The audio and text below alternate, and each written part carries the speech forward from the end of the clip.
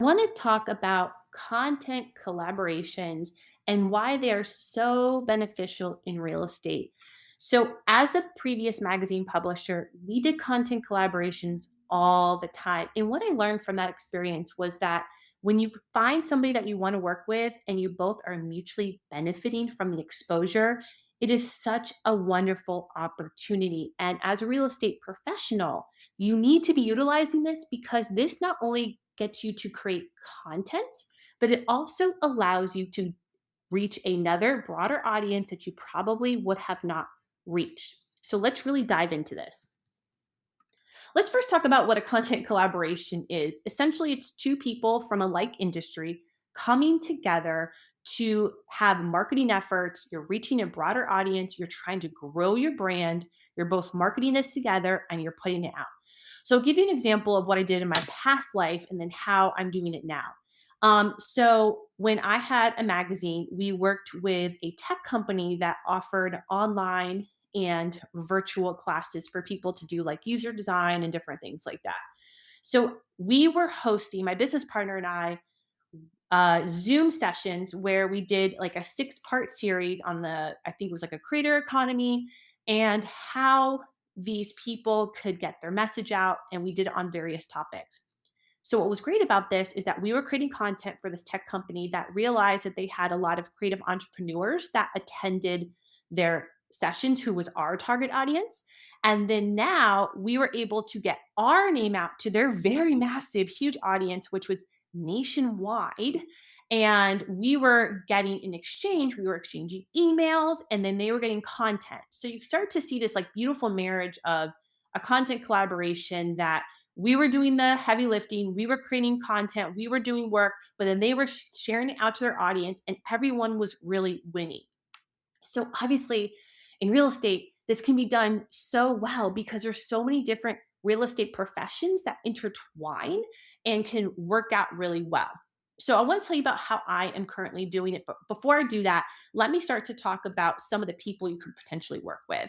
So there's mortgage brokers, right? There's interior designers, there's home inspectors, there's appraisers, right? So you can really see that you could find, let's just use an example of a real estate agent and interior designer, right? Those two go together so well. And I'm pretty sure an interior designer wants to tap into the real estate agent's audience, and the real estate agent wants to tap into the interior designer's audience. And so once you find that kind of perfect person to collaborate with, I would suggest before you figure that out, look on social media. Are there local people that you can work with?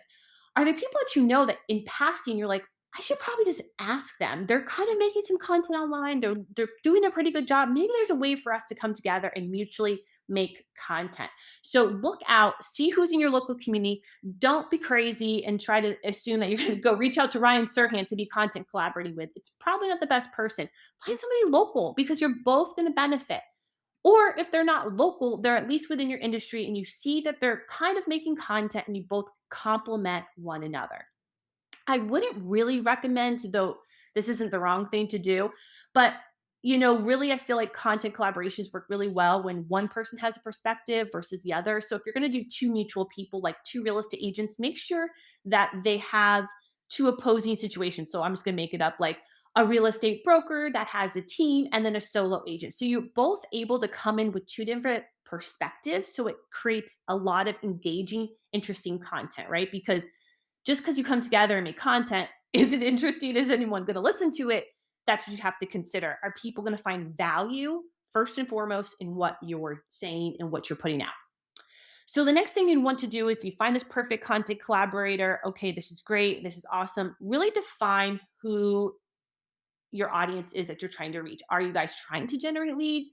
Are you just trying to provide value? Do you want to be seen as top of mind? Discuss that and see what you guys both come up with. And then you're going to want to think about what is the content you're going to make. Are you going to make video where you're going to both come on screen and talk about a topic? Are you going to share mutually in blog posts together? Would you be sharing in a webinar? Can you co-collaborate on a podcast?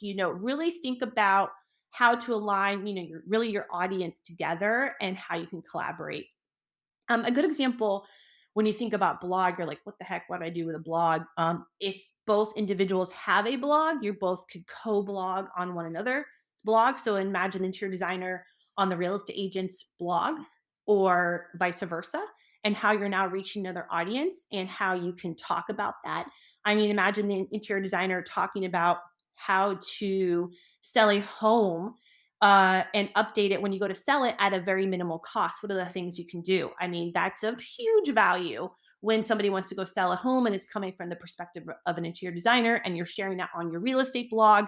You look like a genius, and then also so does an interior designer, which is what you want. The next thing is that I would really make sure to recommend, if you're doing video or if you're doing audio of any kind, just make sure to have the proper equipment. Make sure you're filming in high resolution, and or just invest in a simplistic mic.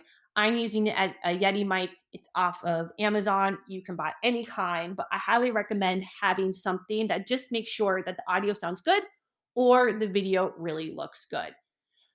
I want to talk about also, really making sure to share in the responsibilities. So I'll tell you about what I'm doing currently. I'm working with the president of Nextdoor Lending. They're all across the country, and I'm working with Jonathan. And so him and I are both sharing equally in our responsibilities. So what I do is I come up on the front end and create the content. Say what are the ideas. And I'm not just saying like, don't come up with a one liner like, let's talk about buying and selling. Well, what the heck does that mean? There's so many variables. So come up with a very specific targeted topic.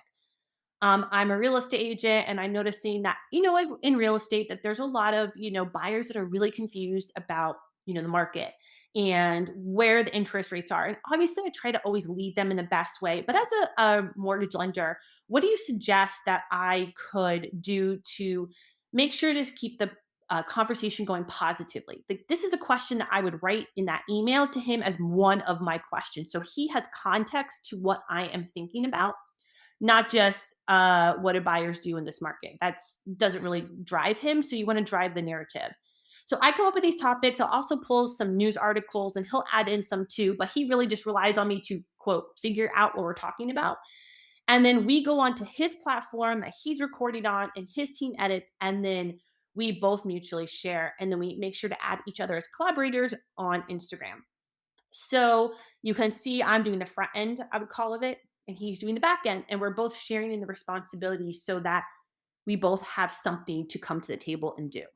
Um, I would want to make sure that you are really thinking about this in a way that creates value for both sides of the audience, right? So I want to also to put this in your mind. Okay, so you're like, this is great.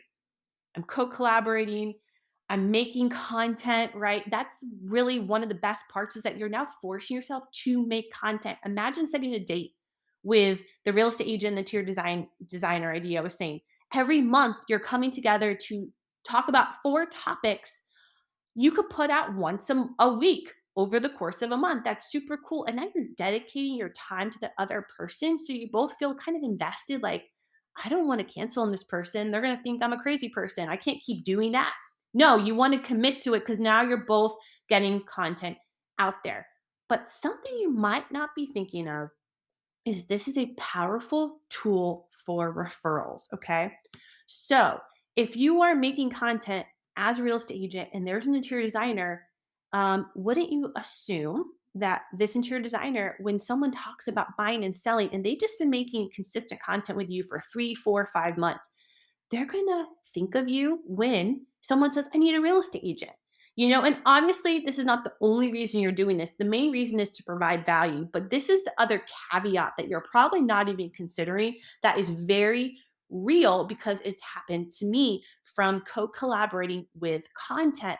And you can't expect everyone to think of you all the time in real estate. Sometimes people just want to use whoever they want, and you just can't change that. But now, if you set up this really wonderful relationship with another person, they're going to not only highly respect you, but also think about you for business because they're also talking with you and they can see your knowledge. Like, wow, this person really knows what they're talking about.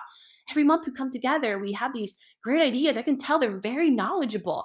And maybe they didn't even think about you to start off. And now they are going to think of you, right? So this is where it's really impactful. So you start to see you're not just making content, but you're also potentially getting referral business as time goes on.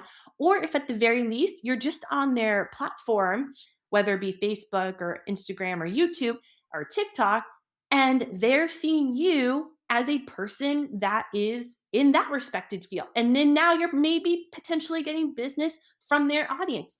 The truth is, are you ever going to know the exact return on investment or ROI that you're going to get from creating social media?